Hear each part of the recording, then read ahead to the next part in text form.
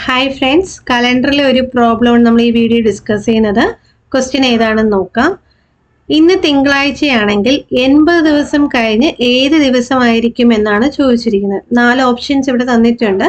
അപ്പോൾ ഇങ്ങനൊരു ചോദ്യം വരുമ്പോൾ നമുക്ക് ഇന്നത്തെ ദിവസം തന്നിട്ടുണ്ട് തിങ്കളാണെന്നും 80 ദിവസം കഴിഞ്ഞ് ഏത് ദിവസമായിരിക്കും എന്നാണ് ചോദ്യം. അപ്പൊ ചോദ്യത്തിലെ ശേഷമെന്നോ അല്ലെങ്കിൽ 80 ദിവസത്തിന് ശേഷമെന്നോ അല്ലെങ്കിൽ 80 ദിവസം കഴിഞ്ഞ് എന്ന വാക്കുണ്ടെങ്കിൽ നമ്മൾ ചെയ്യേണ്ടത് ഇത്ര മാത്രമാണ്. തന്നിരിക്കുന്ന സംഖ്യയെ 7 കൊണ്ട് ഡിവൈഡ് ചെയ്യുക. തന്നിരിക്കുന്ന സംഖ്യ ഏതാണോ അതിനെ 7 കൊണ്ട് എന്ത് ചെയ്യുക, ഡിവൈഡ് ചെയ്തിട്ട് കിട്ടുന്ന ശിഷ്ടം ഉണ്ടല്ലോ, റിമൈൻഡർ, അത് എന്ത് ചെയ്യുക, നമുക്ക് തന്നിരിക്കുന്ന ദിവസവുമായിട്ട് കൂട്ടി നോക്കുക. ഓക്കെ അല്ലേ? അപ്പൊ നമുക്ക് ഇവിടെ ചെയ്ത് നോക്കാം. ഇവിടെ നമുക്ക് തന്നിരിക്കുന്ന സംഖ്യ എന്ന് പറയുന്നത് 80 ആണ്. 80നെ 7 കൊണ്ട് ഡിവൈഡ് ചെയ്യണം.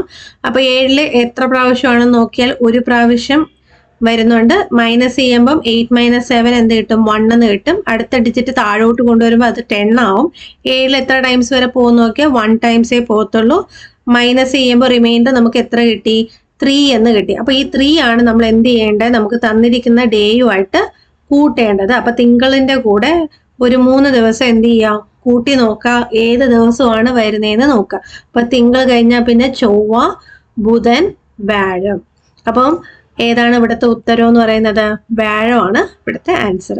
നിങ്ങൾക്ക് മനസ്സിലായെന്ന് വിചാരിക്കുന്നു. അപ്പോൾ ക്വസ്റ്റ്യനിൽ കഴിഞ്ഞെന്നോ അല്ലെങ്കിൽ ശേഷമെന്നോ ഒക്കെയാണ് ഉണ്ടെങ്കിൽ ഈ രീതിയിൽ വേണം ഉത്തരം കണ്ടുപിടിക്കാനായിട്ട്. അപ്പോൾ നിങ്ങൾക്ക് ഇഷ്ടപ്പെട്ടാൽ ലൈക്ക് ചെയ്യുക, നിങ്ങളുടെ ഫ്രണ്ട്സിനൊക്കെ ഷെയർ ചെയ്ത് കൊടുക്കുക, നമ്മുടെ ചാനൽ സബ്സ്ക്രൈബ് ചെയ്യാം. താങ്ക്